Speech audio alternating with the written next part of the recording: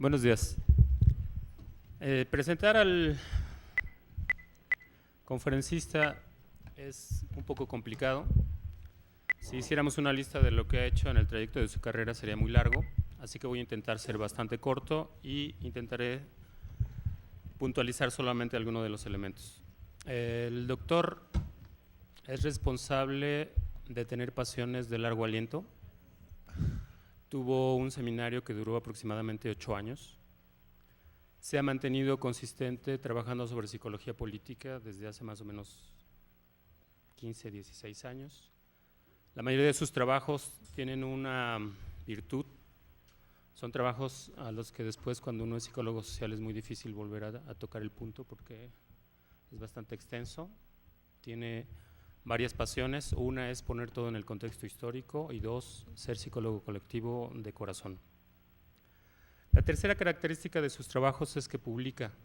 Es de los pocos psicólogos sociales que publica en México. Es de los pocos que participa con grupos de diferentes universidades. No solamente participa en las instituciones de nuestro país, sino ha sido invitado a diferentes universidades de diferentes lugares. Sistemáticamente hace un trabajo que se podría llamar de base, es decir, por ejemplo, durante 10 o 12 años estuvo yendo a Guadalajara, iba sistemáticamente 1 o 2 veces por año, a partir de lo cual los grupos que tenían que ver por allá conocieron algún tipo de psicología social.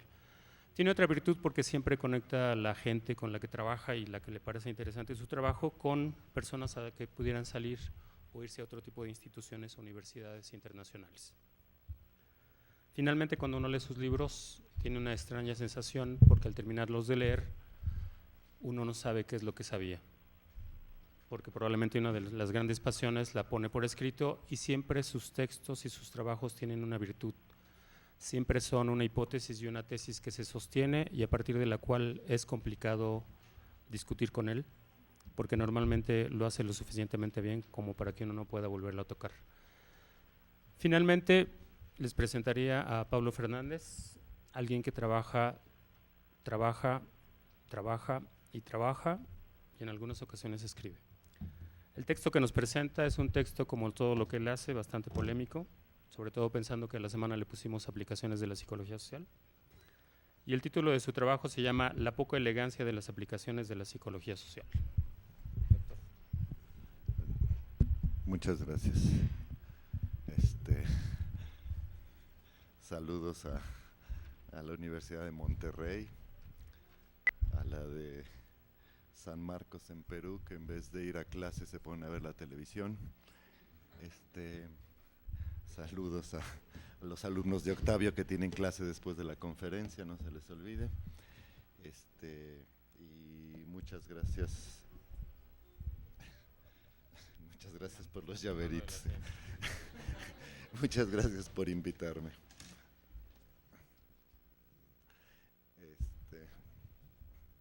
Lo complicado va a ser hablar con la televisión ahí enfrente, pero bueno.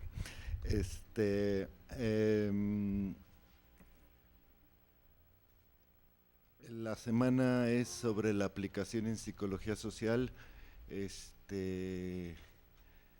Yo no sé si yo hago bien psicología social o mal, pero de lo único que estoy seguro es que jamás he hecho lo más, soy el más poco aplicado de los psicólogos sociales. Entonces, mi opinión sobre la aplicación es, como dijo Salvador, polémica. Entonces lo que voy a hacer es una crítica de la aplicación, lo lamento un poco, en un contexto. La crítica de la aplicación estaría en el contexto de una especie de descripción psicosocial de la forma del siglo XX. Trato de hacer una especie de narración de lo que es el siglo XX y dentro de ella aparece el problema de la aplicación como problema central. Tocaré 3 temas, es decir, la aplicación, una cosa que proviene del siglo XIX. 2, intenté hacer, cuando uno hace una crítica del siglo XX, generalmente siempre le queda pesimista por razones obvias, ¿no? razones obvias. Entonces traté de ser optimista y hacer una descripción optimista del siglo XX, y el concepto que utilicé fue el concepto de elegancia, que es un fenómeno típico del siglo XX, y finalmente no me salió optimista, pues ni modo, ¿no? Asunto de temperamento personal. Entonces, los tres temas, bueno, y entonces el segundo tema, el primero era la aplicación, el segundo la elegancia, y uno tercero como una especie de proyecto, no solo de psicología social, sino de sociedad. Le puse el nombre de transparencia. Cuando hablo de la elegancia,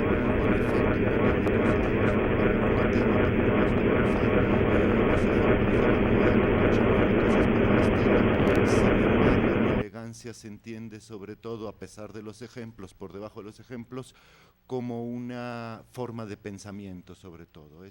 El argumento es la elegancia y la transparencia y la aplicación, las tres,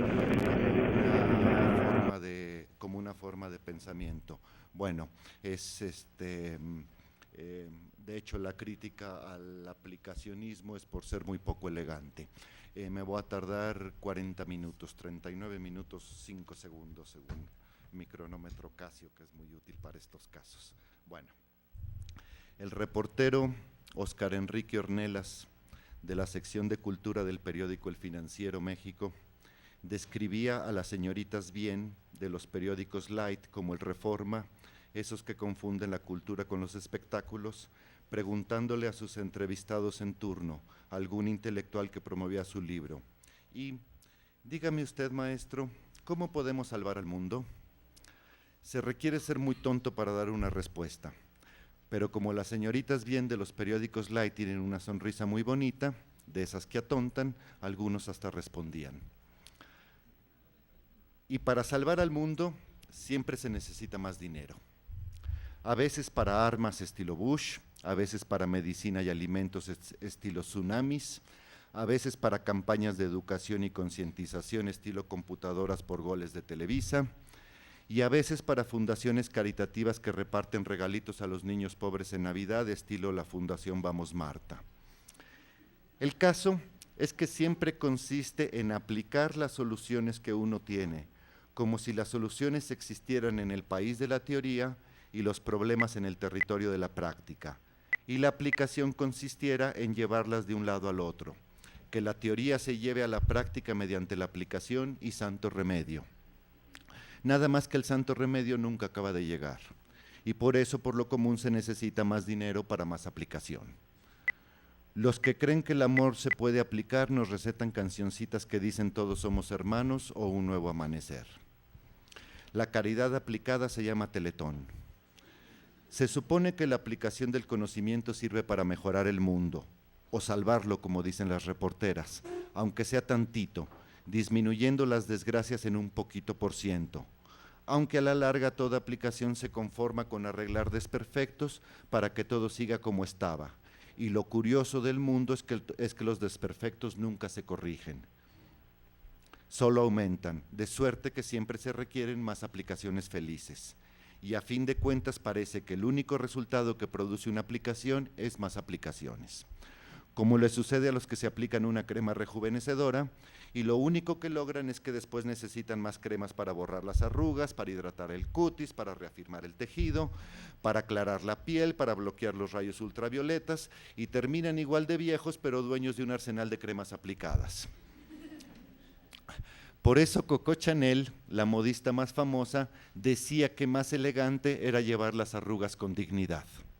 Aplicar, que etimológicamente quiere decir doblar, algo así como hacer que la realidad se doble con nuestras acciones, e incluso doblegar, que la práctica se doblega ante la teoría, que los hechos se doblegan ante nuestras soluciones, implica siempre dirigir una fuerza contra algo que opone resistencia. Se dice que se aplica una fuerza, que se aplica un castigo o que se aplica una inyección, pero no se dice que se aplica un premio o que se aplica una debilidad. Algo está sucediendo y ciertamente nunca se pide permiso para hacerlo. Para clavar un clavo se aplica un martillazo y uno no puede preguntarle al clavo ni cómo le fue ni si quería que lo sumieran. En vez de martillazo y clavo, puede ser publicidad y consumidor. Los niños que compran refrescos, papas fritas, churrumais, dulces y estampitas son una de las víctimas más rentables de la mercadotecnia, ciencia aplicada como pocas. Así más o menos sucede cuando se aplican programas de ayuda al tercer mundo, a los artistas o a los enfermos terminales. Y no se debe dudar de la buena fe de los aplicadores, solo de su inteligencia. Alguien les ha hecho creer que son poseedores del único conocimiento verdadero y por lo tanto ellos sí saben cómo es la realidad y saben qué es lo que se necesita y se lo aplican sin miramientos. Pero la realidad resulta ser mucho más grande, más compleja, más vieja y más profunda que la pretensión novedosa de cambiarle mediante la aplicación de conocimientos científicamente comprobados. Al aplicar, lo único seguro es que no se hace lo que se cree que se está haciendo, por el solo hecho de que se está actuando sobre una realidad que por definición es desconocida. Lo que se ejecuta es una violencia en la opacidad, un golpe en la oscuridad. Un ciego en una cristalería podrá creer que lo que está haciendo es música, pero a lo mejor está haciendo otra cosa. Allí hay una soberbia sin prudencia, como la de un dios con dedos de hipopótamo. En el siglo XVIII, que es cuando se instituyó la idea de la aplicación del conocimiento científico, la soberbia de asumir que la realidad había de ser tal cual uno había decidido que fuera y que a la sazón se había decidido que era como una máquina, los animales, perros y gatos, eran considerados como aparatos con mecanismos igualitos a los de un reloj. Y entonces, para fines de investigación en laboratorios, se les podía abrir sin anestesia y desollar vivos, porque se suponía que sus gemidos y aullidos eran solo el chirrido de algún resortito que se zafaba al destaparlos. Después de todo, a un reloj nunca se le ha anestesiado para abrirlo. Pero el asunto no es muy elegante que digamos. En el siglo XIX, Andrew Carnegie, el magnate de acero de Pittsburgh y el hombre más rico del mundo, aplicó el evolucionismo social de Herbert Spencer, ese de la supremacía de los más aptos y la sana muerte de los ineptos en sus fundidoras, desollando la vida de sus obreros, hombres y mujeres y niños por igual. Así que, próspero y orgulloso, invitó a Spencer para que viera la exitosa aplicación de sus teorías. Y este, aterrado, lo único que pudo decir fue lo siguiente: 6 meses aquí justifican el suicidio.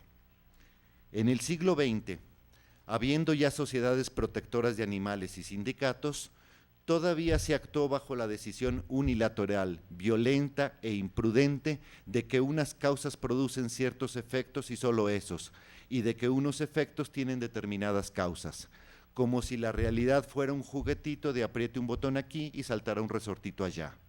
Pero como ya viene avisando la teoría del caos o el resto de las teorías de la complejidad, lo que produce una causa no es un efecto, sino algo genuinamente desconocido.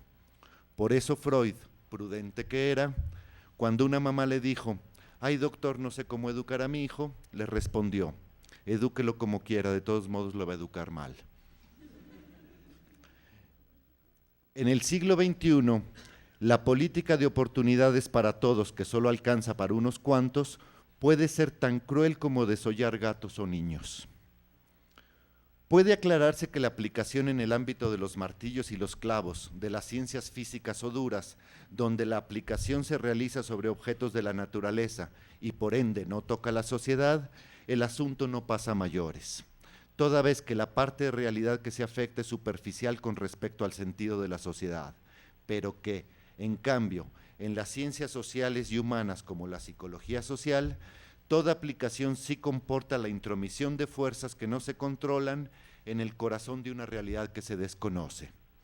No es lo mismo aplicarse a producir una computadora que aplicar la computación a la educación. Es más trivial tratar a un ecosistema como si fuera un sistema de información que tratar a una comunidad como si fuera un sistema de información.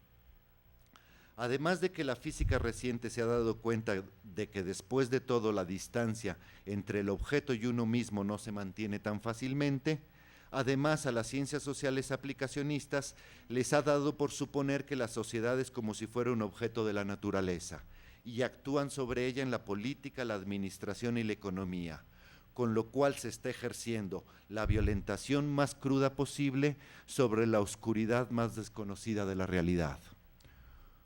Una muestra más bien chistosa de que en general no funcionan ni para bien ni para mal, es decir,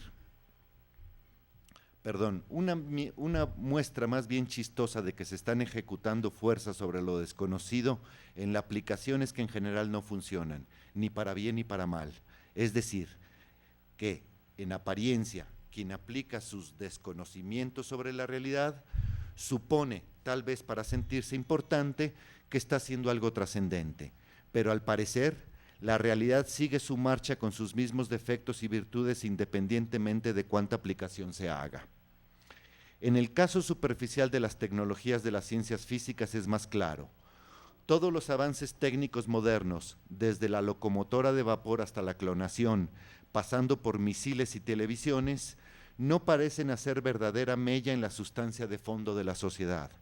La sociedad sigue esencialmente tan contenta o tan descontenta como en el siglo XVII, con sus mismas ilusiones, miedos y alegrías.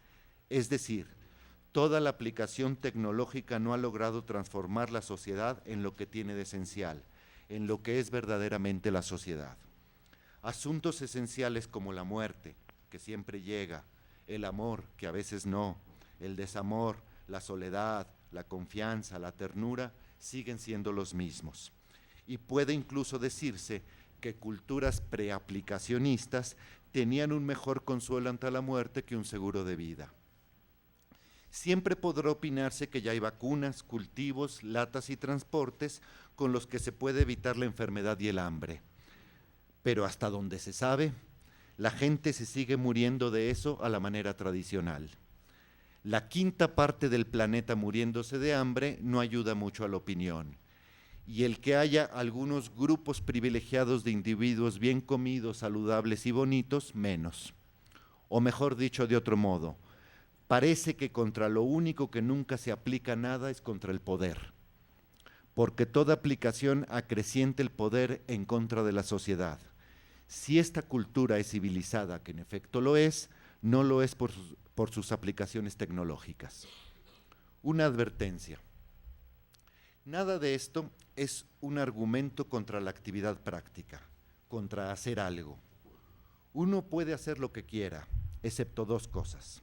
Una, creer que está aplicando un conocimiento o una teoría a la realidad, porque de la misma manera que dedicarse a leer, escribir, hablar o contemplar es realizar una actividad, toda vez que pensar es hacer, así también cualquier cosa como cortar una lechuga o participar en un movimiento de resistencia clandestino, ya sea en Oaxaca o en la Ciudad de México, es participar del pensamiento, porque hacer es pensar. Y dos, la otra cosa que no se puede hacer es creer que se está salvando el mundo, o tal vez mejorándolo, siquiera un poquito, o cuando menos arreglando un desperfecto. Porque cuando uno hace lo que sea, partir una lechuga, lo que le guste, quejarse contra el gobierno, en realidad está haciendo algo mejor y más elegante. Está perteneciendo a su sociedad. Pero el mayor resultado que alcanza el furor aplicacionista es uno bastante paradójico, a saber, lo que produce la aplicación es 2 puntos, más aplicación, porque su intención intrínseca no consiste en convertir su fuerza en práctica, sino solamente en producir esa fuerza, en la generación de poder por el poder mismo, como animal que solo le interesa alimentarse y ser cada día más animal, y ya lo demás, salud para todos, alimentos balanceados, educación general, erradicación de las enfermedades, le son indiferentes. A la primera máquina de vapor de James Watt de 1804 se le pudo haber suprimido el ruidero que hacía, pero no se hizo, porque con el ruido se hacía sentir su poderío. Louis Mumford, un historiador de la técnica, da otros ejemplos de la fuerza a la fuerza, que se pueden sintetizar en el que sigue. Para mover un bloque de 500 kilogramos, se necesita una fuerza de 345 kilogramos sobre suelo disparejo. Si se alisa el suelo, la fuerza necesaria baja a 295. Si se pone una plataforma sobre el suelo, baja a 275. Si se enjabona la plataforma, ya solo hace falta una fuerza de 82 kilos para moverlo. Si se colocan rodillos, nada más 15. Y si se pulen los rodillos, la fuerza que se necesita para mover un bloque de 500 kilogramos es de solamente 10 kilogramos. Y he aquí que lo que hace la tecnología, en vez de poner los rodillos, es fabricar una maquinota caricísima que aplique la fuerza de los 500 kilogramos crudos, porque el chiste es que se note la energía y el poder. Algo similar sucede al construir automóviles de 150 caballos de fuerza para llevar a la esquina a un señor que debería irse caminando. En vez de producir casas más limpias, lo que se produce es más utensilios de limpieza. Para aquietar el estrés de 500 kilos de la vida posmoderna, debido al tráfico, las prisas, las actividades diarias, el esfuerzo por aprovechar tantas oportunidades que nos da Fox, la competencia por el empleo, las ganas de ser líder, la necesidad de éxito, el ansia de prestigio, la productividad y la eficiencia, la obligación de ser creativo, la búsqueda de la calidad total, etcétera, lo que se hace es lanzar al mercado una serie de maravillas para facilitar la vida, como los teléfonos celulares, el internet, el Ticketmaster, el valet parking, todo en inglés casualmente, la atención personalizada, las tarjetas de crédito, los hornos de microondas, las pizzas a domicilio, con lo que se logra no quitar el estrés, sino que pese 1000 kilogramos en vez de 500. Y bueno, también se pueden aplicar vitaminas, masajes, yoga, cocaína, deportes extremos, y entonces ahí los ve uno correr de un lado a otro estresados por tener que ir a relajarse. ¿Cuándo? Para quitarse el estrés, la única manera es dejar de tener prisas. Oportunidades, liderazgo, triunfo, éxito, prestigio y demás zanahorias que lo provocan, y quedarse rascando la barriga. Esta es una sociedad en la cual para quitar el estrés se hacen cosas que lo aumentan, pero eso sí nos vemos bien modernos, ¿verdad?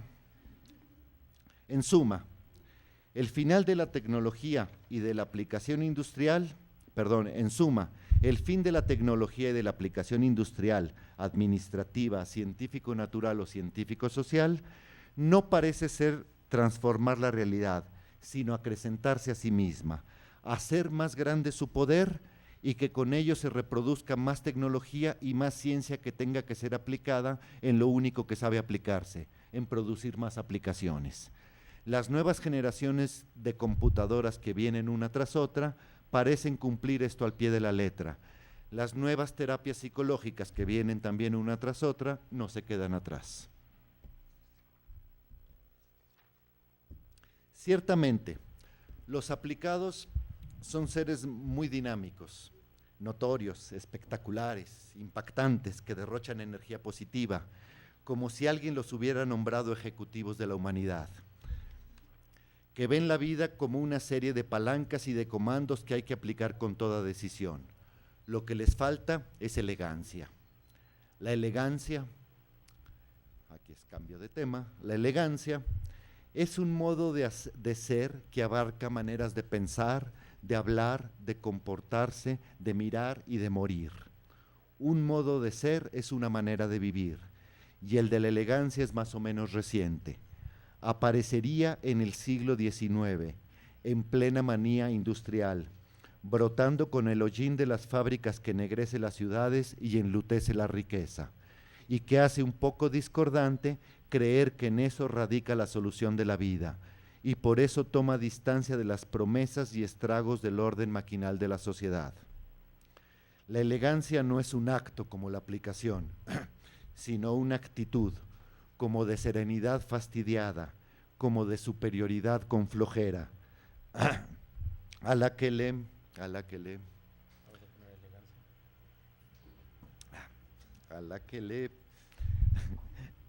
una actitud con serenidad de serenidad fastidiada, de superioridad con flojera, a la que le parece una animalidad Eso de luchar por tener posesiones con ansiedad y optimismo.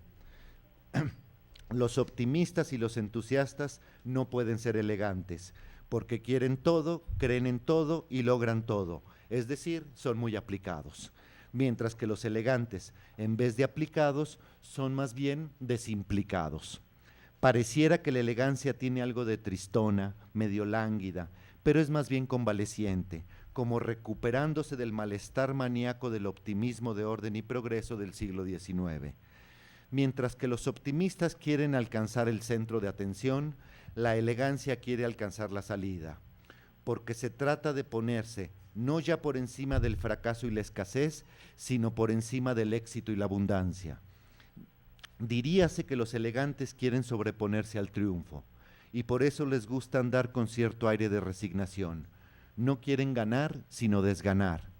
Esta es la actitud que se notaba en la ropa de Coco Chanel, la modista que mencioné hace un rato, en los años de entreguerra del siglo XX, que era una alta costura hecha de simpleza con ganas de bajar al nivel de la calle, y a la que se le llamó la indigencia dorada. Los pobres exquisitos, diría Joaquín Sabina. La actitud de la elegancia no es la de quien recibe los premios, sino la de quien los regala, y por eso, por un lado, tiene que hacer como si todos fueran suyos aunque no tenga ninguno, para lo cual debe tener no lo que ha logrado, que eso tiene un límite, sino lo que ha escogido, para que se note que lo que tiene no es lo que puede, sino lo que quiere. Y por eso los elegantes no necesariamente traen cosas caras, sino nada más muy bien escogidas, como lo hacía Jacqueline Kennedy cuando era pobre, que podía vivir elegantemente con 3 vestidos elegidos con cuidado, con los que iba a los restaurantes a saludar y que la vieran, y luego desaparecía sin comer porque no le alcanzaba para pagar. La palabra elegancia proviene de elegir, y eso es lo que hay que hacer aunque no haya opción. Cuando Kierkegaard dice que hay que elegirse a sí mismo, presenta una solución elegante. Por el otro lado, la elegancia no puede andar colgada de los premios y ostentaciones que ella misma desdeña, así que no utiliza los ademanes y las alaracas, los colores chillones y los aspavientos de los que van a recibir un Oscar, de Paris Hilton, de los que les gusta presumir lo que han ganado, sean títulos, constancias, curriculum vitae, dinero, erudición o poder, y andan alardeando todo lo que creen que se merecen. La cara del elegante no es la del que ha logrado algo, sino la del que se ha cansado de tanto logro de esta sociedad, y por eso utiliza más bien las tonalidades del negro, el color que no se ve y por lo tanto está más bien en la gama de los transparentes. George Simmel dice que el luto se viste de negro porque se quiere salir, por solidaridad con el difunto, de la vida de los colores y pasar inadvertido por un rato. Por ello la elegancia tiende a salirse de las modas, sea en ropa, en ideas o en gustos. Asimismo, utiliza los ademanes y el tono de la voz de la discreción, como si la elegancia quisiera hacer notar que no se nota, expresar que no es muy expresiva. Y por eso, el truco clave de la elegancia es el gesto casual, como si se fuera así sin querer, como si nunca se hubiera dado cuenta de que existiera tal cosa como la elegancia, sino que hacer así es lo normal. Un elegante es, por ejemplo, alguien que sí sabe cómo vestirse, pero no se acuerda cómo está vestido. O como decía Stendhal de un personaje suyo en una novela, una señora que su mayor belleza consistía en no saber que era bonita. Para ser elegante hay que fingir que no hay remedio, que es inevitable y que es desde siempre, con lo cual la elegancia se construye su propia tradición, que no obstante ser nueva es desde siempre, un modo duradero, una actitud clásica, más larga que las modas a las cuales hay que dejar pasar junto con el triunfo y otras vulgaridades. Los flojos, los derrotados, los incrédulos tienen siempre un toque de elegancia, pero es un gesto dificilísimo, razón por la cual el 90% de los que pretenden volverse elegantes fallan y se equivocan, sobre todo porque se aplican a la tarea y se empeñan demasiado en serlo, y cometen errores obvios como echarle demasiada crema a sus tacos o usar palabras de domingo. Pero sacan el cobre, porque la elegancia no es un intento, sino una actitud, un modo de mirar el mundo. Y entonces, paradójicamente, para ser elegante hay que empeñarse en no empeñarse, tarea sutil e inteligente como pocas. Y por eso decía Yves Saint Laurent, otro modista, que la elegancia no estaba en las pasarelas, sino en las calles, en las maneras espontáneas y desenfadadas de caminar, de cansarse, de amarrarse el suéter en la cintura, de arrastrar los pies y la cobija de la gente de diario. Y Christian Dior sabía que era tan difícil de alcanzarse que por eso no se podía ser elegante antes de los 30 años, ya que requiere ese escepticismo que solo da la sabiduría, o al revés, esa sabiduría que solo da el escepticismo.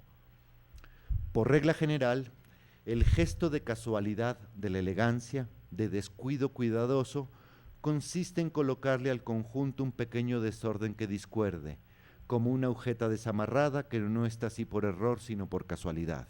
Unos codos en la mesa, una palabra mal dicha, alguna frivolidad bien puesta, son detalles que levantan la elegancia porque hacen que se note la naturalidad. Y también hay que colocarle una pequeña artificialidad, alguna perfección minúscula como una perlita de verdad, un modal antiguo, una frase muy erudita, que no aparecen ahí por sangronería, sino por casualidad. La elegancia es un modo de ser y por lo tanto no se trata de una cantidad, sino de una cualidad. No es una posesión ni una expertez, sino una actitud ante la vida, una política, y por ende, en general se opone al dinero y a la dominación y a los que se creen mucho, que por lo común tienen demasiados estorbos que les impiden ser elegantes. En 1935, una revista parisina preguntó a mujeres tanto pobres, medio ricas como ricas y medio sobre su atuendo favorito.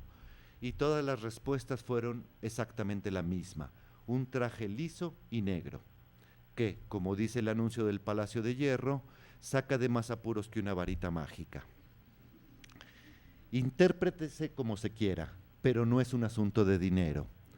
Todavía Giorgio Armani fabrica ese mismísimo vestido, pero cualquiera se lo puede confeccionar con una Singer.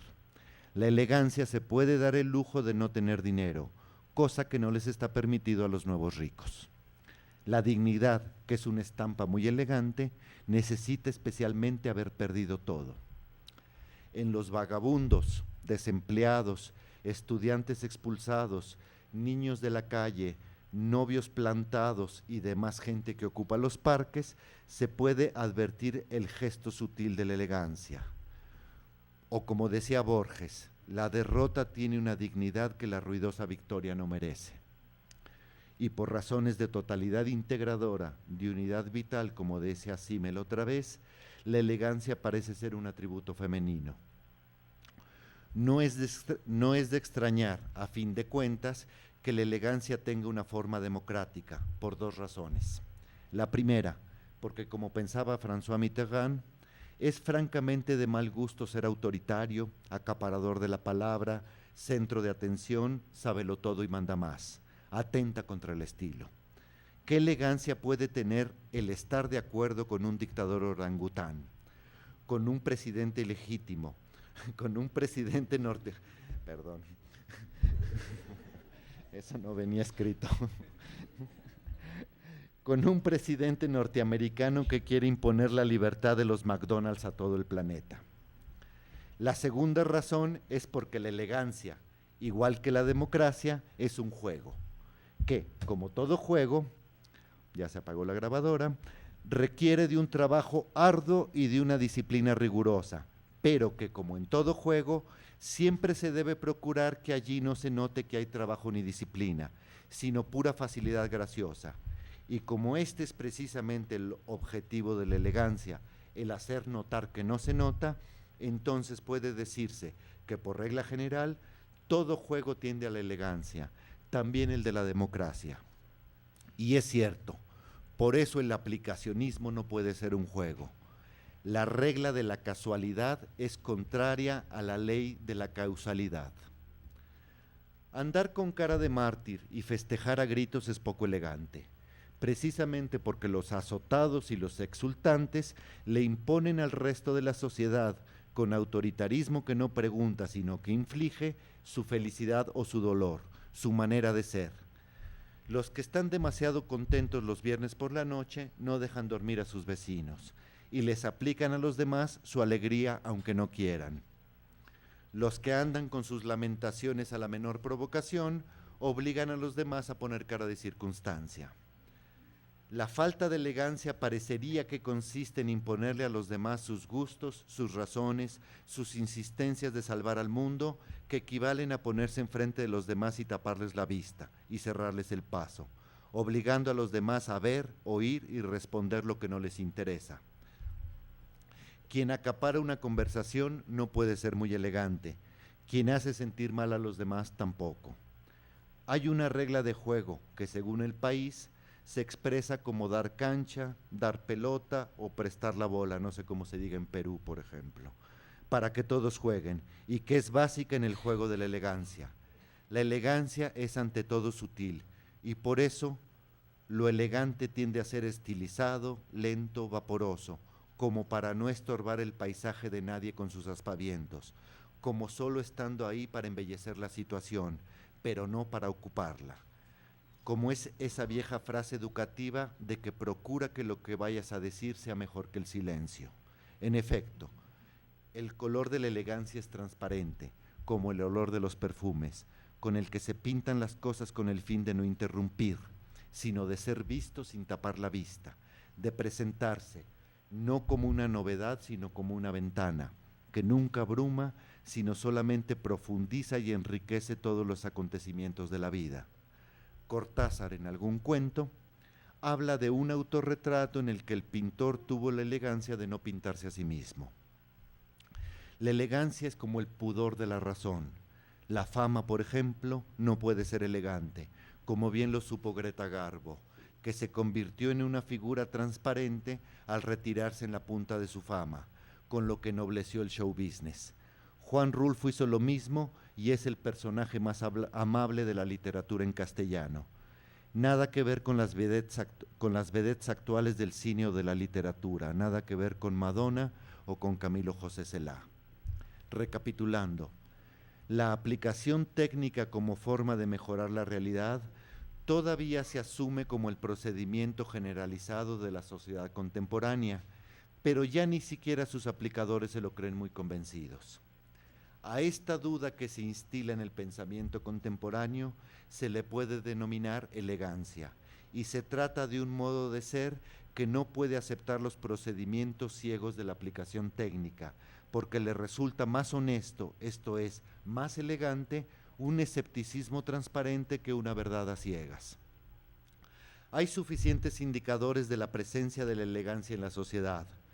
El uso del lenguaje cotidiano, de la claridad, de la sencillez y la ironía en la literatura, por ejemplo la de Saramago, es un caso. Otro es la generación de teorías transdisciplinarias y menos poseedoras de la verdad absoluta, que por un lado hacen transparentes las fronteras entre las disciplinas y por el otro permiten que el lector pueda tener y dar una opinión, y que aparecen tanto en las ciencias naturales y físicas como en las ciencias sociales y humanas. La psicología social de Solomon Asch, o de Moscovici, o de Tomás Ibáñez son teorías elegantes. En lo político y en lo civil se puede constatar la asunción de posturas menos impositivas, más tolerantes y plurales, donde quepa más gente. Se diría que la elegancia es algo así como un movimiento de protesta, de queja o de burla, contra el espectacularismo y la imposición de una manera a martillazos de arreglar las cosas. La elegancia es el modo de hacer que los tecnócratas se sientan tontos. Y en efecto, elegantes son las ventanas, al igual que los invernaderos, los lentes, los telescopios y las probetas, porque dejan ver sin estorbar, mejoran la vista en vez de taparla, porque son transparentes. El vidrio es un invento de casi siempre, sorprendente sin duda.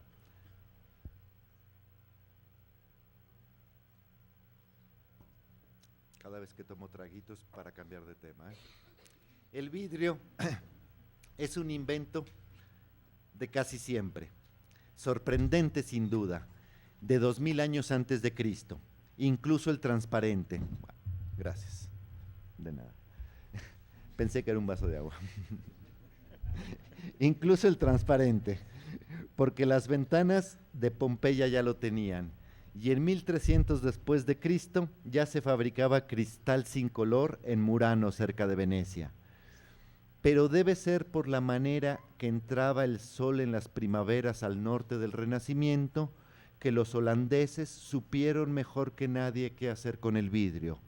Fue un holandés, Zacharias Janssen, quien inventa el microscopio compuesto en 1590. Fue un holandés, Johann Lippensheim, quien inventa el telescopio, quien inventa el telescopio en 1605. Fueron los holandeses quienes hacen los ventanales más grandes para sus casas, que son las más limpias del siglo XVII, porque con tanta luz que entraba, el polvo se notaba más y por eso las tenían que tener más barriditas. Y es en ese siglo que Jan Vermeer, un pintor, retrata gente que siempre está junto a la ventana y una vez pinta una fragilísima esfera de cristal como símbolo de la razón. Y Montfort, el historiador que mencioné hace un rato, dice que el filósofo de la época de mayor visión, Baruch Spinoza, era no solo holandés, sino que tenía el oficio de pulidor de lentes. A los vidrios no se les puede limpiar por un solo lado, hay que hacerlo al derecho y al revés. Pero lo que parece curioso al respecto del vidrio es que la cultura... Muy amable, gracias, perdón.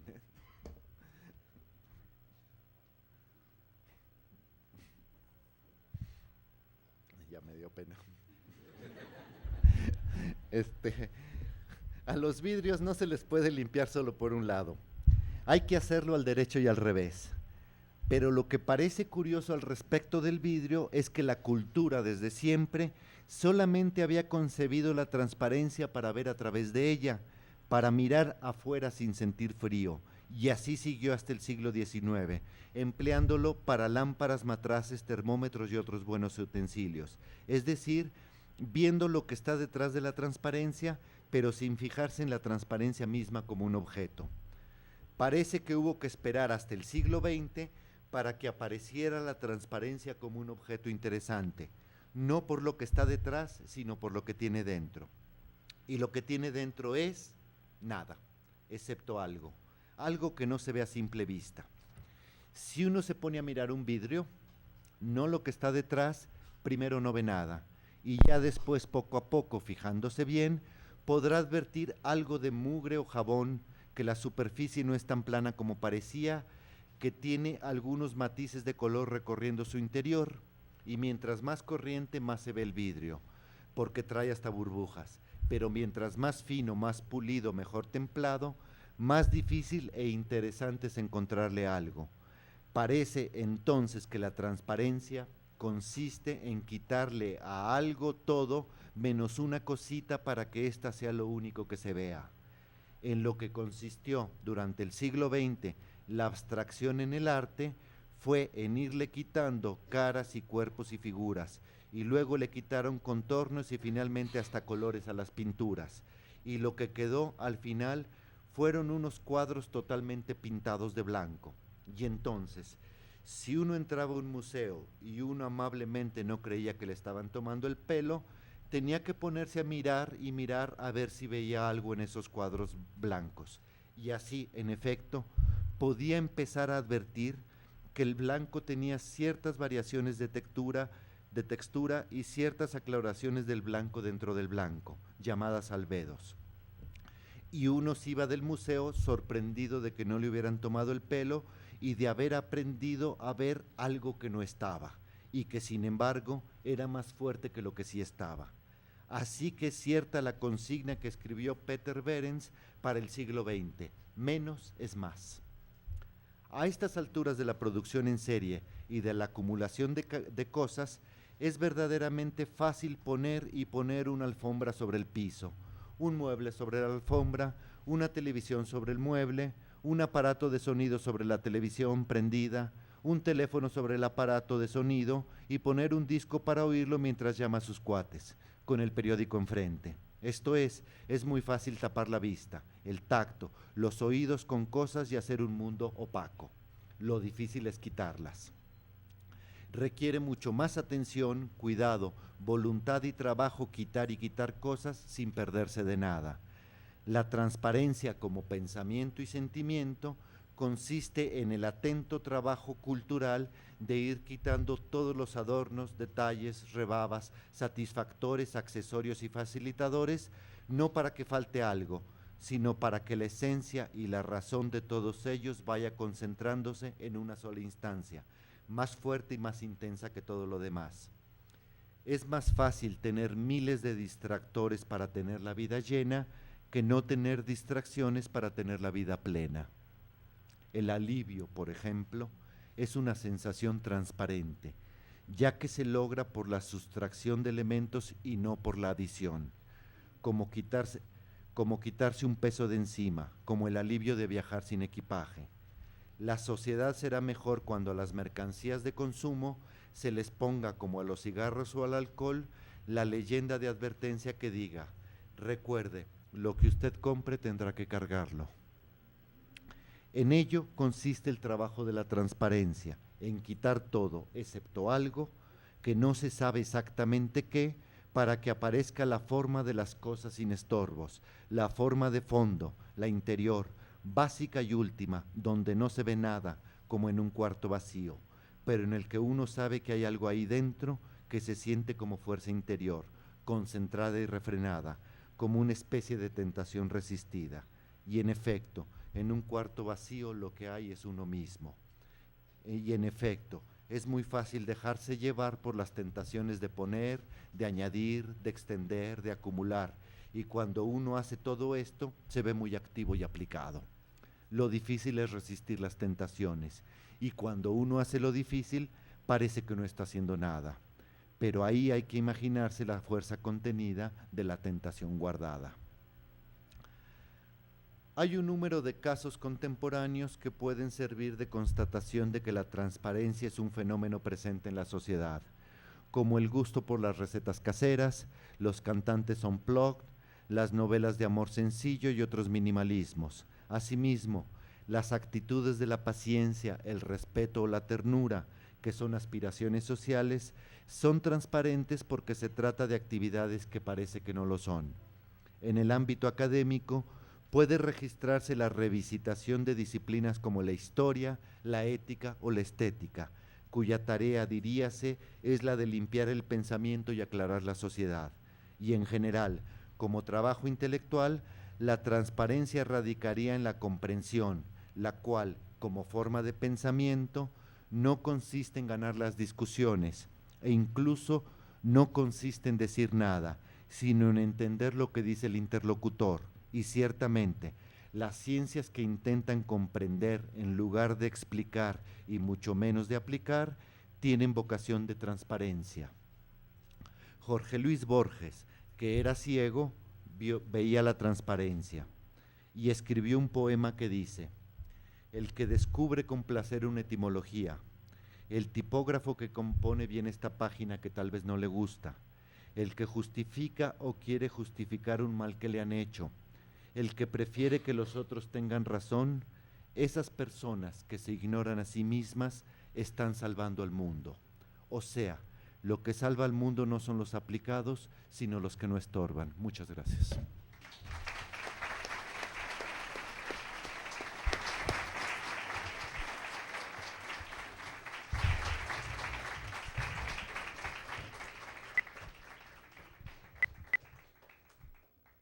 Bueno, por la dinámica que ha seguido la semana de psicología, les preguntaríamos a los que están enlazados si tienen alguna pregunta, y en caso de que en 3 segundos no contesten, le daremos la palabra a los compañeros de la sala.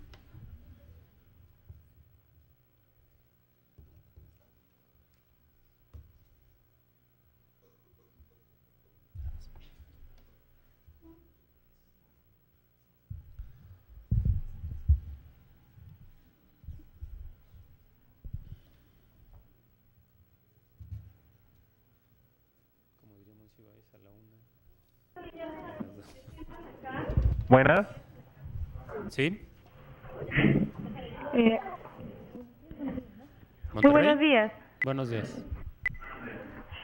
Quisiera saber entonces cuál es el fin de la psicología social, si es que no se puede hacer una aplicación, porque si bien no es elegante y no podemos modificar el mundo y no podemos cambiarlo, ¿cuál es el fin entonces? Buenos días. ¿De dónde estamos Universidad de San enlazados, Marcos. perdón? Perú, San Marcos. Perú. Buenos días. Preguntita, ¿eh?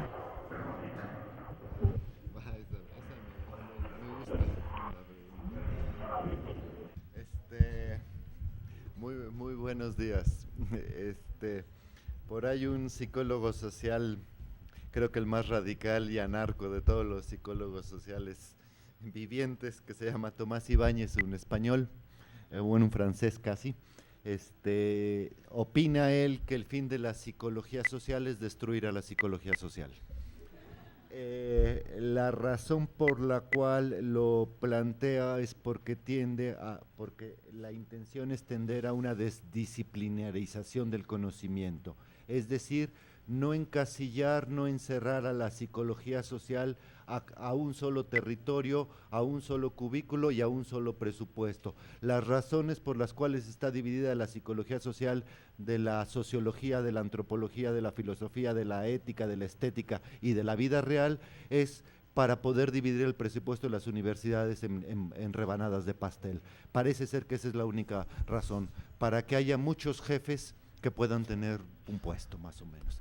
Creo que esa es la única razón y por eso es la tendencia a la desdisciplinarización del conocimiento.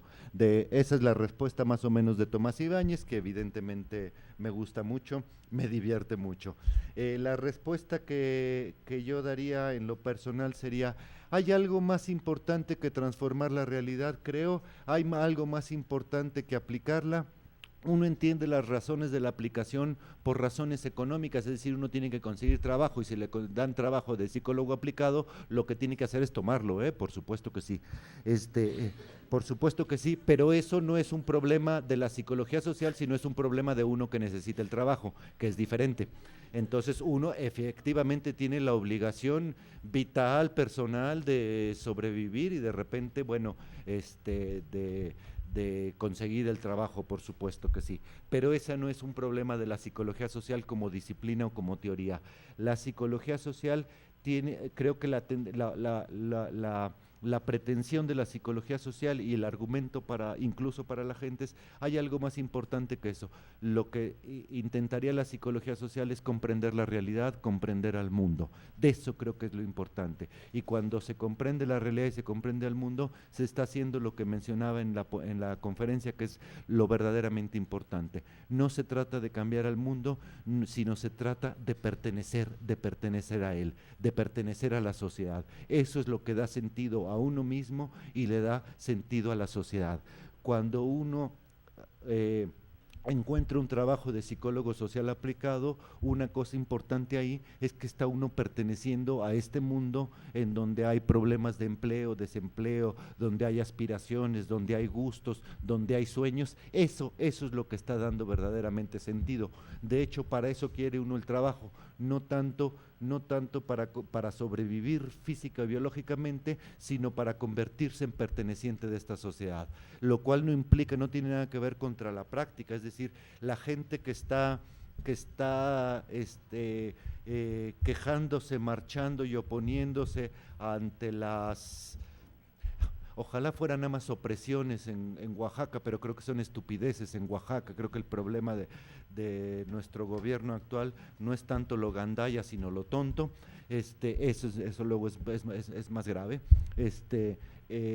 Aparte de estar defendiendo su universidad allá, de estar defendiendo un movimiento, de estar propugnando derribar a un gobernador, lo que está haciendo es divirtiéndose, riéndose, etcétera, porque está perteneciendo a un movimiento y con eso está perteneciendo a una sociedad. En última instancia, probablemente la psicología social, cuando todavía era filosófica, podría decir de que de lo que se trata la realidad es de encontrarle sentido, y la psicología social y las psicologías en general lo que intentan es criticar ahí donde no aparece el sentido de la vida y propugnar y plantear cómo puede aparecer el sentido de la vida. Creo que en última instancia de eso se trataría.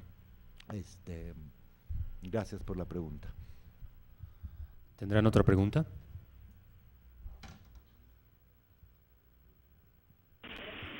Desde Monterrey. Monterrey. ¿Cuáles serían entonces las aplicaciones que han logrado los psicólogos sociales elegantes?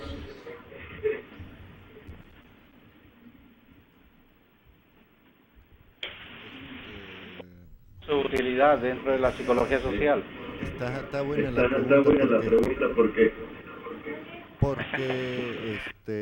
lo que contestaría uno, la mejor aplicación que han logrado los psicólogos sociales elegantes es, pues creo que no ser aplicados, una, y dos, no existir. Pues probablemente esa es una muestra grande de elegancia, como en el autorretrato que mencionaba Cortázar.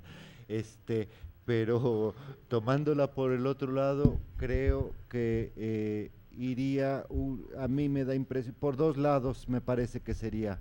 Uno, pues, por el lado de lo que Michael Billig, un psicólogo social, no sé, inglés o escocés, no sé, llama la retórica, es decir, la posibilidad de contraargumentar a la corriente dominante en psicología social, que es dominante en términos de universidades, pero también es dominante en términos de dominación y de mantenimiento de un statu quo tejano, para decirlo rápido, de intentar instalar la forma de pensar tejana al resto del planeta, que no es muy elegante la forma tejana, creo.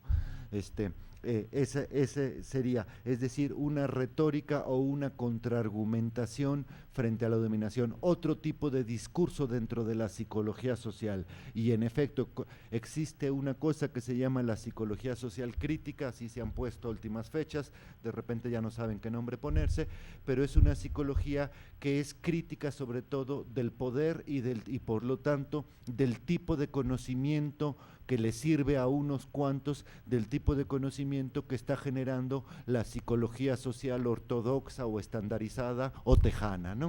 Ese sería una posibilidad. Y otra posibilidad que de repente no aparece es en todas las tesis, conferencias, congresos, proyectos, lo que se presenta son sobre todo informes, estudios sobre la sociedad. Generalmente no se presentan proyectos de sociedad. A lo mejor habría que dejar tanto los estudios de cómo es la realidad para ponerse a hacer proyectos, es decir, planteamientos de corte un poquito más utópico, proyectos de cómo podría ser la sociedad y tratar de echarlos a andar. Si no funciona, no importa, después de todo ningún proyecto funciona en esta vida, pero el proyecto en sí mismo ya consistiría en presentar, en plantear una especie de ilusión en el mejor sentido de la palabra, es decir, cómo podría ser la realidad de otra manera, de una realidad mejor, y eso alegra, eso levanta el ánimo. Por ahí daría mi respuesta. ¿Alguno de los enlaces que quiere hacer otra pregunta?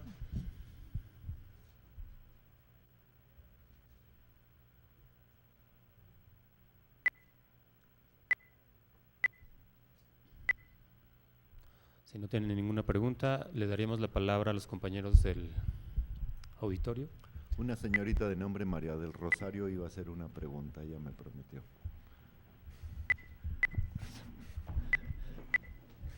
Ya la vi que se rió.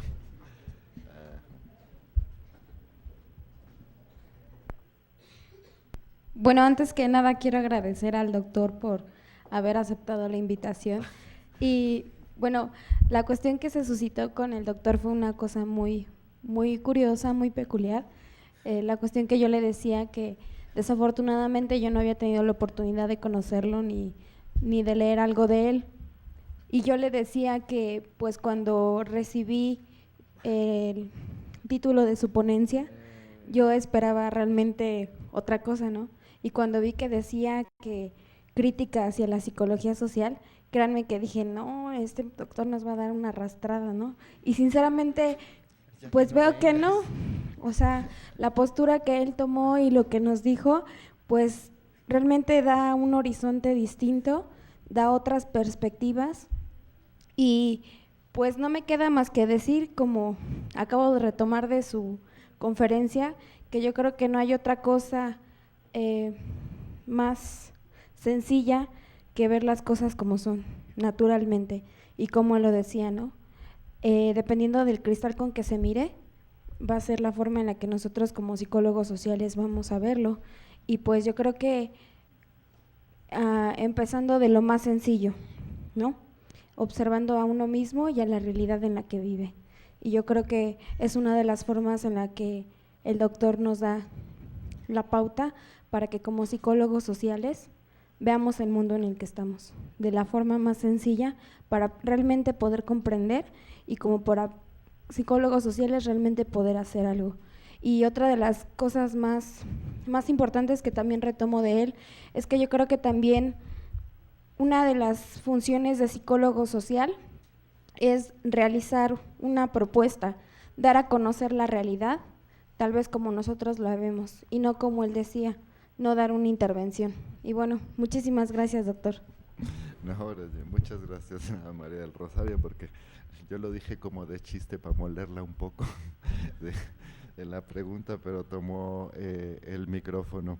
De paso ya medio digo, me habían propuesto si daba la conferencia el lunes en la mañana, es decir, la primera de todas, y me pareció que puesto que iba a criticar, mejor que estuviera perdidita durante la semana, ¿no? Entonces así, en un miércoles temprano que no viniera, que no se notara mucho, ¿no? Entonces, bueno, muchas gracias por la invitación, que fue María del Rosario la que se encargó de hacer la invitación personalmente.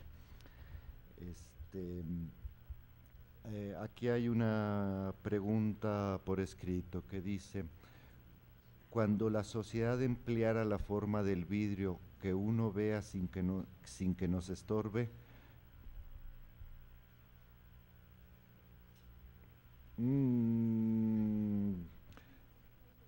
la rehago.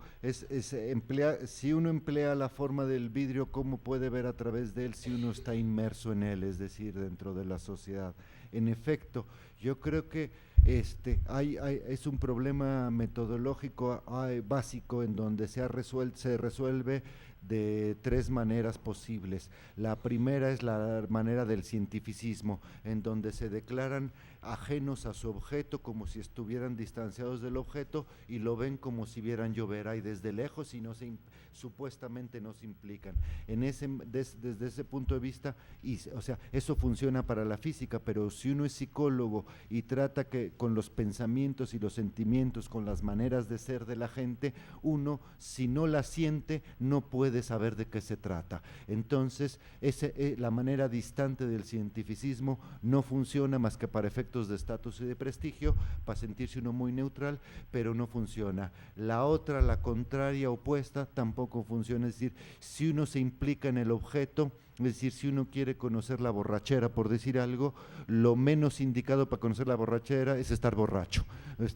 Es decir, si uno se implica en lo mismo, lo menos indicado para conocer el amor es estar enamorado. Cuando uno está enamorado no entiende razones igual que los borrachos. Entonces, es decir, implicado dentro del objeto no se puede tampoco, entonces tiene uno que buscar una situación. La otra, finalmente la posibilidad de estar situado en el límite de la realidad. Creo que esa es la que le corresponde al psicólogo social. En el límite de la realidad significa, es como cuando uno está parado en una frontera. Estar parado en la frontera entre México y Estados Unidos, la pregunta sería, ¿dónde está uno? ¿En México o en Estados Unidos? La respuesta es en los dos, efectivamente. Puede uno estar fuera de la realidad, dentro de la realidad al mismo tiempo, y entonces ahí estaría. Es decir, uno no tiene que estar dentro del vidrio ni dentro de eso, sino dentro y fuera al mismo tiempo. La situación la posibilidad del límite es una que está planteada dentro de la psicología social. Por ejemplo, vuelvo a mencionar el nombre por tercera vez, por ejemplo en George Simmel, que tiene un artículo que se llama Los extraños. Un extraño es alguien que pertenece a un grupo, pero al mismo tiempo hay algo en él que hace que no pertenezca, y los extraños son los que mejor pueden conocer a uno, por ejemplo, ¿no? Como el extraño al que uno le cuenta sus cuitas, chismes y toda su vida durante un viaje de tren. Uno le cuenta todas las intimidades que no le contaría a nadie, porque después de que se baje del tren ya no lo va a volver a ver jamás, ¿no? Entonces, que es lo mismo con el confesor o con el cantinero, ¿no? Es decir, son gentes desconocidas a las que, o el psicoanalista, uno les cuenta todo porque no los va a volver a ver. Ese papel del extraño sería el papel del psicólogo social, lo cual paradójicamente es un papel un poquito antisocial, pero en fin. Bueno, ya. ¿Preguntas? Compañera. Bien, buenos días, soy Gustavo Palestina. Tengo por aquí una pregunta y al mismo tiempo, bueno, también un comentario. Ya había mencionado parte de esta respuesta. ¿Es más conveniente ofrecer un proyecto como psicólogo social que esperar una oportunidad de trabajo? O sea, yo como psicólogo social egresado de aquí, de la UAM, ¿debo esperar a que abran vacantes como psicólogos sociales o conviene más que yo como psicólogo social plantee una alternativa de trabajo? Ya estaba escuchando parte de la respuesta, sin embargo, en algunas clases, quizá en algunas oportunidades, alguien nos ha comentado que no es conveniente que el psicólogo se involucre del todo en la sociedad a la que va a trabajar. Es cierto, pero creo que cuando no nos involucramos en la sociedad, en realidad no podemos comprender, y ahí es donde entra lo interesante, y la segunda parte de este comentario, es donde entra lo interesante del trabajo como psicólogo social. Si te involucras puedes comprender, asimilar un poco mejor la realidad, y eso es algo que escuché precisamente de su ponencia. Creo que la psicología colectiva que maneja usted está muy relacionada con la filosofía, eso es algo muy bueno. Pero mi pregunta era precisamente esa: ¿qué es más conveniente, ofrecer un proyecto o esperar una oportunidad de trabajo como psicólogo social? Gracias. En estos momentos de la vida el asunto, este tipo de preguntas es una pregunta frecuente y difícil de contestar, sin cinismo, pues. Es decir, a veces puede aparecer respuestas cínicas o mentirosas. Si contestar sin mentiras ni cinismo es un poco difícil. Yo como lo vería es efectivamente como tú lo planteas. ¿Quién puede saber más para qué sirve la psicología social? ¿Un psicólogo social o un empleador o un patrón que a lo mejor es vendedor de algo, ¿no? Es decir, uno puede saber más. Entonces, la idea que tiene el mercado de trabajo sobre qué es un psicólogo social es una idea borrosa y equivocada por lo común, más o menos. Si la psicología social es, por ejemplo, entre otras cosas, una psicología política, una teoría de la comunicación, me queda bastante claro, y así sucesivamente una cantidad de cosas, creo que uno como psicólogo social tiene que decir: yo sé lo que sé hacer y yo soy el que puedo ir y plantearlo. No usted, empleador, dígame qué es lo que tengo que hacer, sino yo le voy a decir qué es lo que yo puedo hacer. Efectivamente, presentar planteamientos creo que sería más rico para uno mismo, con posibilidades, y más rico para la misma psicología social. Ese sería un poco. La siguiente parte de la respuesta es la que sigue. Los empleadores, por ejemplo, suponen, no sé de dónde se lo sacan, pero de la manga supongo, lo que no sé si la izquierda o la derecha, que un psicólogo social debe saber levantar encuestas, por ejemplo, ¿no? y entonces lo contratan a uno como encuestador. Probablemente haya para muchos que al levantar encuestas sí sea efectivamente parte de la psicología social, pero probablemente haya para muchos, para mí por ejemplo incluido, que me da la impresión de que levantar encuestas no tiene nada que ver con hacer psicología social, absolutamente nada que ver con hacer psicología social, sino que de repente alguien vendió la idea de que estar con una carpetita palomeando preguntas que le dan, eso es hacer psicología social. Si de repente le venden una idea que estar con la carpetita jugando gatos es hacer psicología social, también la va a tomar uno, uno se la pregunta. ¿Por qué es más psicología social, por ejemplo, levantar encuestas que ser, por ejemplo, locutor de radio, por poner un exceso? ¿De dónde saca uno que una es más psicología social que otra? ¿Es porque alguien dijo o porque arriba de la hojita dice psicología social? Pero no pasa de ahí, no pasa de ahí. Si de veras uno le creyera, por ejemplo, que la psicología social es verdaderamente una teoría de la comunicación, entonces diría, en cualquier lugar donde hay teoría de la comunicación, bueno, funciona un psicólogo social y un locutor de radio, entonces sí funcionaría como tal, ¿no? Uno sabría hacer retórica, por ejemplo, grillar radioescuchas, no sé, inventar, decir que las canciones que van a cantar en el radio son buenas, por ejemplo, cosas por el estilo, podría uno decir, hacer persuasión, influencia social, todo lo que se puede hacer con un micrófono en el radio, aquí no gran cosa, ¿no? Bueno. Y por otro lado es, si de repente uno quiere hacer psicología social y levantar encuestas, resulta que en rigor no es hacer psicología social, entonces ¿qué diferencia está en levantar encuestas o trabajar en un taller de mecánico? Pues tampoco ninguna, no hay ninguna diferencia, y si de repente a uno le gusta trabajar en un taller de mecánico y con eso saca para vivir, ¿por qué no hacerlo? Uno diría, ¿por qué no? Si le gusta, y total en las tardes puede dedicarse a hacer psicología social, a leerla y si quiere escribirla, Es una cosa curiosa respecto a las carreras de psicología, no sé si psicología social en la UAM muy particularmente, una encuesta que sacó Miguel Ángel Aguilar sobre la carrera de los psicólogos sociales, sumamente interesante, pero en general puede uno decir de la facultad, de las carreras de psicología social, de psicología, que los estudiantes tienen generalmente una especie de otra profesión o de otra carrera o de otra vocación. Es una carrera muy femenina, entonces aparece gente que estudia psicología, pero al mismo tiempo hace danza, artes plásticas, grilla, política, etcétera, computación, son hackers, etcétera. Es decir, hay una cantidad de cosas que aparecen además de hacer psicología. Entonces, además de hacer psicología social. Thank you for attending the conference. You are the first participant. Please hold.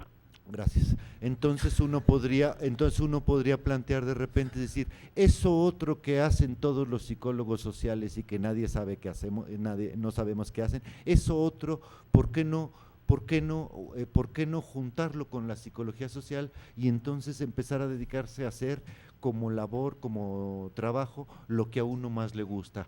¿Qué es eso otro que hace junto con psicología social? Por ahí irían mis respuestas, creo que un poquito nebulosas, pues. Bueno, tenemos dos preguntas aquí, pero les vamos a agradecer a los compañeros de Zacatecas si elaboran su pregunta.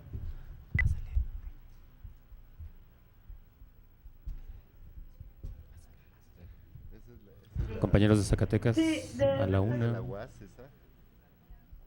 ¿Nos escuchan? ¿Nos escuchan? Compañeros de Zacatecas a las 2. Bueno. Hola, buenas tardes. Bueno, mi pregunta es que si cree que la psicología social, en su afán por comprender y entender la sociedad, se ha vuelto esclava de ella, como una inteligencia taruga, ¿no? Como aquel que está preocupado por amueblar su casa y una vez obteniendo los muebles se vuelve esclavo de ellos porque tiene que pagarlos, limpiarlos, mantenerlos. ¿Cree que sea el caso de la psicología? Muy bonitamente planteada tu pregunta. Creo que definitivamente creo que acabas de ponerlo como yo lo hubiera querido decir, más o menos.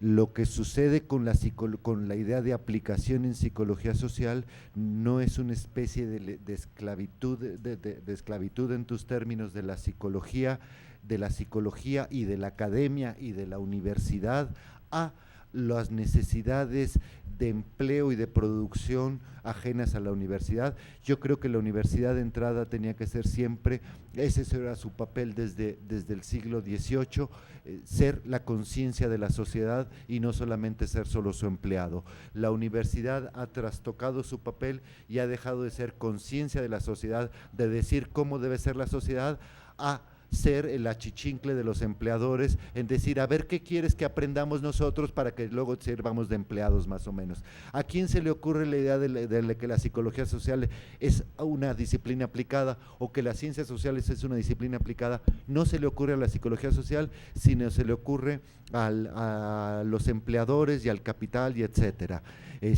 Cuando ven que puede servir, por ejemplo, levantar encuestas, pues eso sucedió en los años 20, que la psicología social puede servir para levantar encuestas, para demostrar que los negros tienen una inteligencia inferior a los blancos, eso sucedió en los años 20 en Estados Unidos, entonces resulta que se puede aplicar para ganar más dinero finalmente. Y entonces ahora le preguntan, si usted no sabe aplicar nada, es decir, usted no sabe hacer lo que yo quiero que sepan hacer, como si el empleador fuera el que decidiera qué es lo que debe saber la psicología social.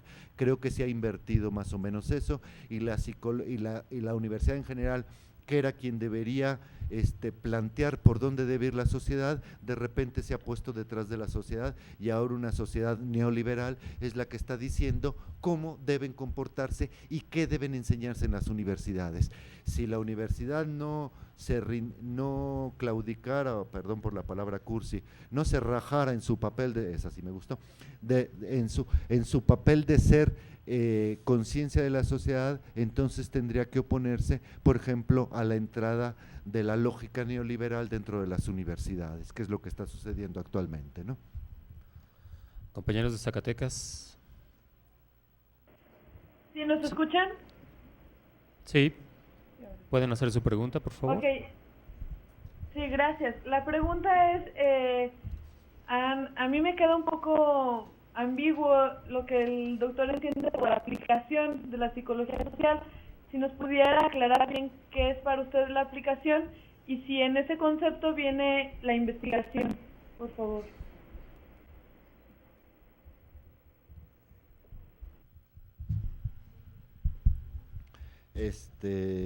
Tienes toda la razón, creo que en ningún momento dije que era más o menos la aplicación en psicología social.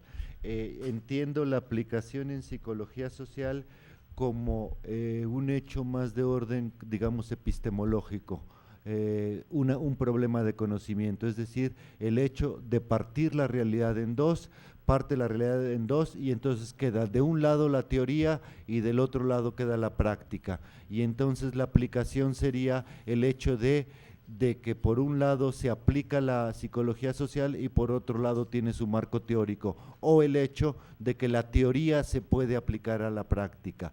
Por razones de conocimiento no existe esa posibilidad de aplicación. La práctica es su propio conocimiento, la teoría es su propio conocimiento y por lo tanto la aplicación no funciona de ninguna manera como forma. Creo que la aplicación surge de un tipo de pensamiento que parte a la realidad en dos. El argumento del tipo de psicología social que yo hago es tratar de hacer una psicología social que no fragmente a la realidad. Por lo tanto, en el momento que uno trata de no pensar una realidad partida en dos, ni en cuatro ni en seis, en ese momento desaparece la posibilidad de la aplicación. Y en segundo lugar, las investigación, ya la aplicación no significa investigación, de repente todas las investigaciones que se hacen son investigaciones aplicadas porque son para las únicas que hay dinero y para las que hay muchísimos congresos y cosas por el estilo, pero no hay nada en el término investigación que implica que tenga que ser aplicada. Las investigaciones pueden ser teóricas, la psicología social es una cosa que todavía se sigue haciendo con palabras, como decía Gergen, y por lo tanto, bueno, la investigación tiene que seguir siendo todavía con palabras, es decir, tiene que seguir siendo todavía teórica. Habrá una investigación aplicada que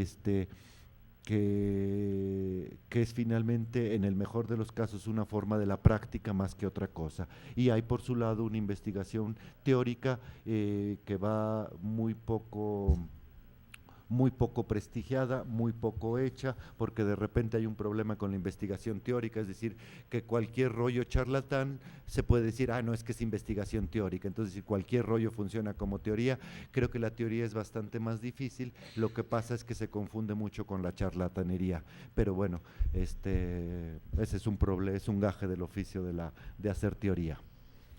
No sé si respondí bien, pero bueno. Les agradecemos mucho a los compañeros que estaban conectados. Por motivos de tiempo vamos a terminar con una pregunta de la compañera que desde hace tiempo está aquí. Buenas, no sé si es días o tardes. Bueno, yo, pues más que una pregunta, ni apunte, porque, bueno, lo voy a terminar de sonrojar. Quiero declararme una ferviente admiradora de usted, ya lo conocí en el Congreso de Toluca, y pues bueno, a pesar de que muchos teóricos poco elegantes lo consideran a usted pues un mutilador de la psicología social que la ha partido a la mitad, yo creo que efectivamente usted es la soga que o bien nos ayuda a salir del charco en el que estamos metidos con tanta metodología absurda, o bien es la soga que nos ayuda a colgarnos, ¿no? Y a no tener un empleo y pues seguir pensando en una psicología social esquizofrénica, pasando del lado real al lado irreal. Pero bueno, eso es lo sabroso de la complejidad, ¿no? Y pues quiero hacerle saber a usted que pues profesores como usted hacen falta aquí, ¿no? Que no tengan esa visión tan conductual, que no sean tan mutiladores de las ideas, que permitan la expresión y que sobre todo pues sean humanos, ¿no? Porque pareciera que a veces tenemos aquí profesores robots y pues qué hueva estar platicando con una máquina, ¿no? Y pues muchas gracias por aceptar la invitación y chido.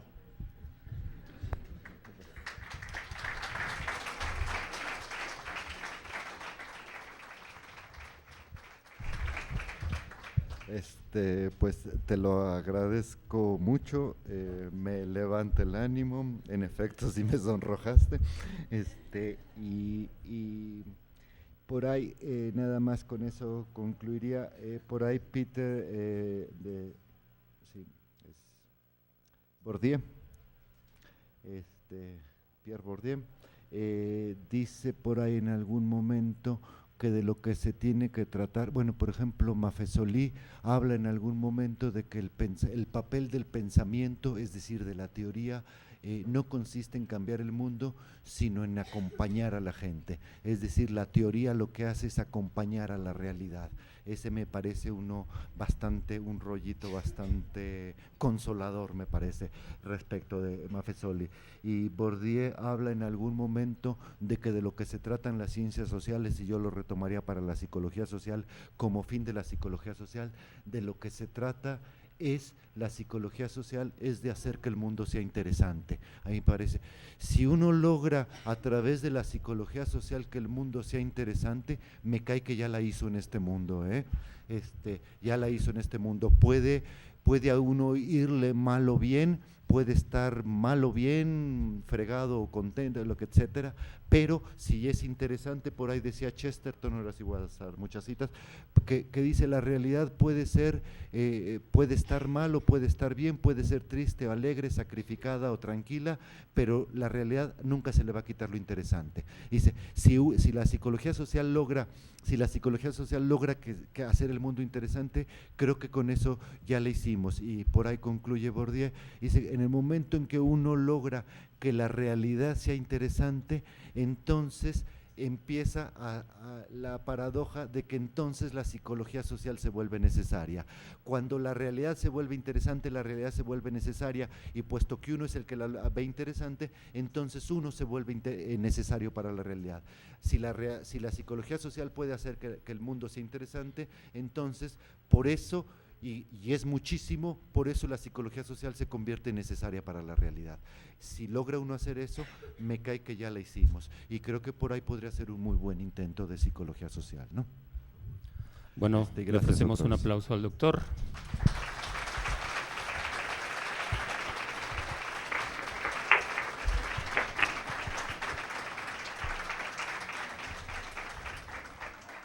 Muchas gracias, se los agradezco mucho, de verdad. A nombre de los alumnos que organizaron la semana y que te invitaron, a pesar de sus reticencias, te ofrecen un pequeño presente.